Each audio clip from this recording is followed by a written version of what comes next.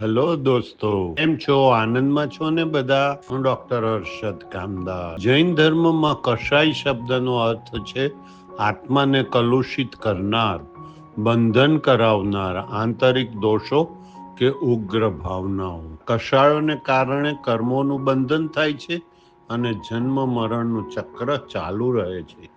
કષાયો મુખ્ય 4 પ્રકારના જૈન આગમોમાં દર્શાવ્યા છે.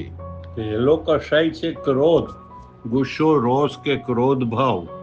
આ આત્માને તાત્કાલિક અસંતુલિત કરે છે અને વિનાશી પ્રવૃત્તિઓ કરાવે છે. ક્રોધનો ઉપાય ક્ષમા છે. બીજો કષાય છે અહંકાર, ગર્વ, દંભ, માન. હું મોટો છું, હું શ્રેષ્ઠ છું, હું જ સાચો છું એવો ભાવ આત્માને દૂષિત કરે છે. આ કષાયને વિનયથી જીતી શકાય છે. ત્રીજો કષાય છે કપટ, માયા, મોહ, છેતરપિંડી, દ્વિચરિત્રતા, જે મન, વાણી અને કાયામાં અસંગતિ કરે છે. કપટના કારણે આત્મા સાચા માર્ગથી ભટકે છે. તેને સરળતા, સત્ય અને આર્જવથી જીતી શકાય છે.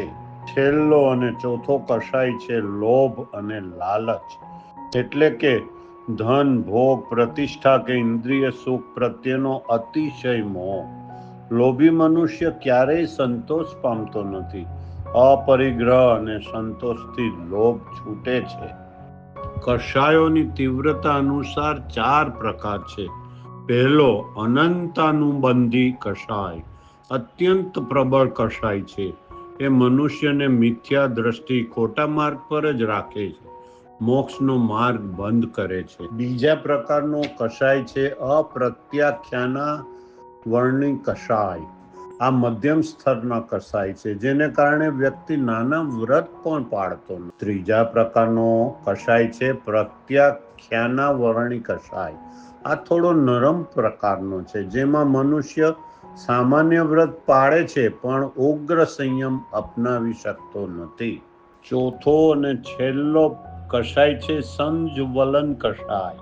આ અત્યંત સૂક્ષ્મ અને હળવો કષાય છે. આમાં સંયમીને મોક્ષનો માર્ગ ખુલ્લો રહે છે, કારણ કે તેનો પ્રભાવ થોડી ક્ષણો માટે જ હોય છે. આમ કષાયો આત્માને બંધનમાં રાખે છે. આથી ક્રોધ, અહંકાર, માયા અને લોભનું નિયંત્રણ અને વિજય જ જૈન સાધનાનો મુખ્ય ધ્યેય છે.